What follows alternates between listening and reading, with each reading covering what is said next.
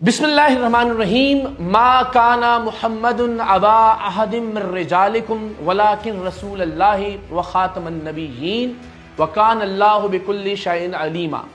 मोहम्मद सल्लल्लाहु अलैहि वसल्लम तुम मर्दों में से किसी के बाप नहीं, लेकिन अल्लाह के रसूल हैं,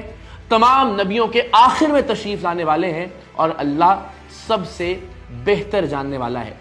सुप्रीम कोर्ट ऑफ पाकिस्तान के हालिया मुतनाज़ फैसले के बाद ये ज़रूरी था कि मैं मसला ख़त्म नबूवत पे, अक़ीदा ख़त्म नबूवत पे अपना नुक्ता नज़र आपके सामने पेश करूँ, और इसलिए भी कि गुज़श्ता कुछ दिनों से मैं इस हवाले से बात करता रहा हूँ, और अगर चंद लोगों तक मेरी बात पहुँचती है तो मुझे अक़ीदा ख़त्म नबूवत के हवाले से, मसला ख़त्म नबूवत के हवाले से अपनी बात आपके सामने ज़रूर रखनी चाहिए। बहैसियत मुसलमान हम सब का अक़ीदा है, और इससे आगे हमें कोई और चीज़ नहीं है कि आप सल्लल्लाहु अलैहि वसल्लम ख़ातमुन नबिय्यीन हैं। लेकिन ख़ातमुन नबिय्यीन के हवाले से कुछ गिरोहों ने अपने मानी तराश कर एक जवाज़ पैदा करने की कोशिश की, लेकिन हमारे लिए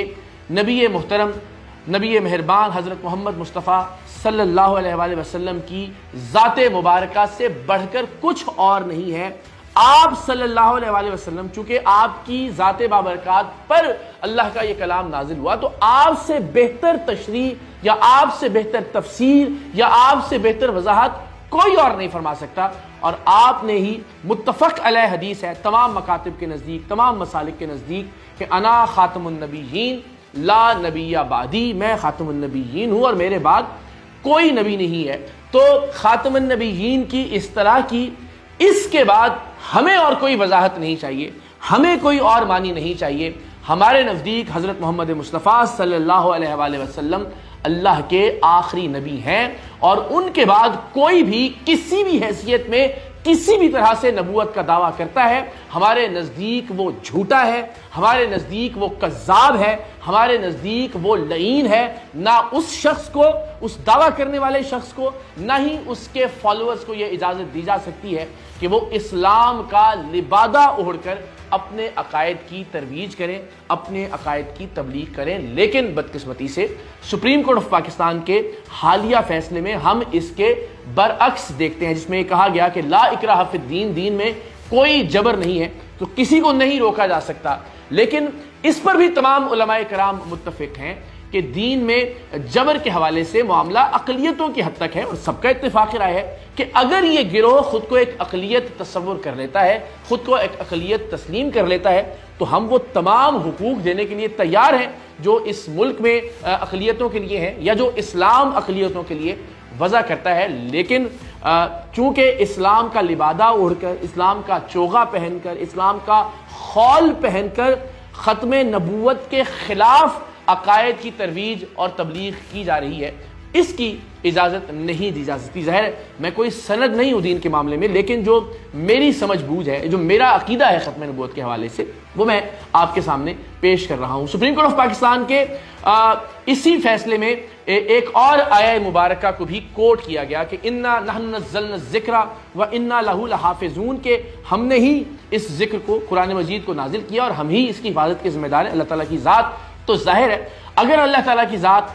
कुरान मजीद की हिफाजत का ज़िम्मा खुद ले रही है, तो सुप्रीम कोर्ट ऑफ पाकिस्तान के इस फैसले में इस आया मुबारका को कोट करने का मकसद ये है कि फिर जाहिर है इस मामले को छोड़ देना चाहिए अल्लाह ताला की ज़ात पर। लेकिन ये वजाहत ज़रूरी कि अल्लाह की ज़ात मुसब्बिबुल असबाब है, परवरदिगार दो आलम असबाब अल्लाह ताला की ज़ात पैदा करती रहेगी हर दौर में अपने कलाम कुरान मजीद की हिफाजत के लिए। और हम ये समझते हैं कि अगर अज़मत कुरान पर कोई हर्फ आने का अंदेशा या ख़दशा होगा, तो हम वो असबाब होंगे, हज़ारों लाखों करोड़ों लोग मौजूद होंगे अल्लाह के इस ज़िक्र की, अज़मत की हिफाजत के लिए। और हम हर एतबार से ख़त्म नबूवत के मकसद, ख़त्म नबूवत के अक़ीदे, ख़त्म नबूवत के मसले और अल्लाह के पाक ज़िक्र की हिफाजत के लिए हाजिर हैं। हमारा अक़ीदा ये है कि हमारी ये आखिरी हद है, हमें इससे बढ़कर कुछ और नहीं है। ना हमारी अपनी जान, ना इज्जत, ना माल, ना औलाद, ना वालिदैन,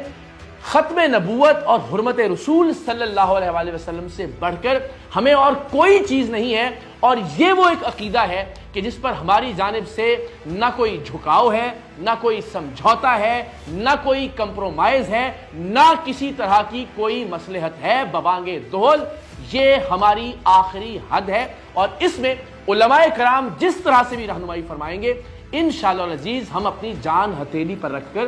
حاضر ہوں گے اس مقصد کی حفاظت کے لیے، اس عقیدے کی حفاظت کے لیے، اور اللہ کے پاک ذکر کی، اللہ کے پاک کلام کی حفاظت کے لیے۔ تو جناب ظاہر ہے یہ مذہبی نقطہ نظر ہے، یہ ہم سب کا عقیدہ ہے جو میں نے بیان کیا، لیکن وہ احباب جنہیں خود کو سیکولر کہلوانے کا شوق ہے، جو خود کو لبرل سمجھتے ہیں، ان کے لیے بھی یہ گزارش کہ جب 1973 کے آئین پاکستان میں متفقہ طور پر اس بات کو تسلیم کر لیا گیا کہ ان لوگوں کا اسلام سے کوئی تعلق نہیں ہے، یہ گروہ اب ایک اقلیت کے طور پر ٹریٹ کیا جائے گا، تو پھر آپ جمہوری ملک میں رہتے ہوئے، اسلامی جمہوریہ پاکستان میں رہتے ہوئے جمہور کے فیصلے کو تسلیم کرنے کے لیے کیوں تیار نہیں ہے؟ 1973 میں علماء کی بے تحاشا جد و جہد کے بعد جب آئین پاکستان کا حصہ بنا دیا گیا اس قانون کو، تو مجھے سمجھ میں نہیں آتا کہ ہر کچھ عرصے بعد ایک نیا شوشہ چھوڑنے کی ضرورت کیوں پیش آتی ہے اکثریت کی رائے کو، اکثریت کے عقیدے کو، اور وہ رائے، وہ نظریہ، وہ عقیدہ جو ملک کے آئین اور قانون کا حصہ بن چکا ہے، اس کا احترام کیوں نہیں کیا جاتا؟ ملک کی اکثریت کی رائے کا احترام کیوں نہیں کیا جاتا؟ آئین پاکستان کا احترام کیوں نہیں کیا جاتا؟ خود کو آپ 1000 بار لبرل کہیے، سیکولر کہیے، لیکن پھر آپ آئین کی بالادستی کی بات کیجئے، آپ قانون کے نفاذ کی بات کیجئے، اور آئین تو اس سلسلے میں بہت واضح ہے۔ تو عقیدہ اپنی جگہ جس کے لیے ہم مر مٹنے کے لیے تیار ہیں، آپ اگر آئین کی بالادستی کی بھی بات کرتے ہیں، آپ جمہوریت کی بھی بات کرتے ہیں، آپ اکثریت کی رائے کو مقدم بھی جانتے ہیں، تو بھی آپ اس سلسلے میں آپ کو ہم تمام لوگوں کے ساتھ کھڑے ہونا چاہیے آئین کی بالادستی کے لیے اور آئین کی سربلندی کے لیے۔ حرمت رسول صلی اللہ علیہ وآلہ وسلم کے حوالے سے میں اس سے پہلے بھی متعدد مرتبہ مختلف پلیٹ فارمز پر گفتگو کر چکا۔ مجھے اب تک یہ بات سمجھ میں نہیں آتی کہ یورپ یا مغرب جو جانوروں کے حقوق کا خیال رکھنے کا بھی دعویٰ کرتا ہے، جو یہ بھی کہتا ہے کہ جانوروں کی دل آزاری نہ ہو، اسے اب تک ہم یہ بات کیوں نہیں سمجھا پائے کہ ہمارے پیارے آقا صلی اللہ علیہ وآلہ وسلم کی ذات مبارکہ سے متعلق جب بھی کوئی اہانت آمیز بات کی جاتی ہے، کوئی خاکہ تراشا جاتا ہے، کوئی گفتگو کی جاتی ہے، دنیا کے عرب ہا مسلمان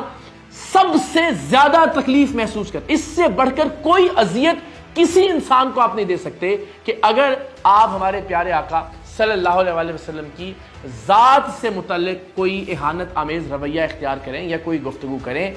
کسی انسان کو اس سے بڑھ کر کوئی اور تکلیف نہیں ہو سکتی جتنی تکلیف اپنے آقا سے متعلق کسی بھی گفتگو پر مسلمان محسوس کرتے ہیں۔ یہ بات باور کرانے کی ضرورت ہے مغرب کو کہ ہمارے لیے سب سے بڑھ کر اذیت ناک بات ہے، ہمارے لیے سب سے بڑھ کر تکلیف دہ بات ہے، اور ایسا نہیں ہے کہ کچھ مسلمانوں کے نزدیک تکلیف دہ بات ہے اور کچھ مسلمانوں کے نزدیک نہیں۔ دنیا کا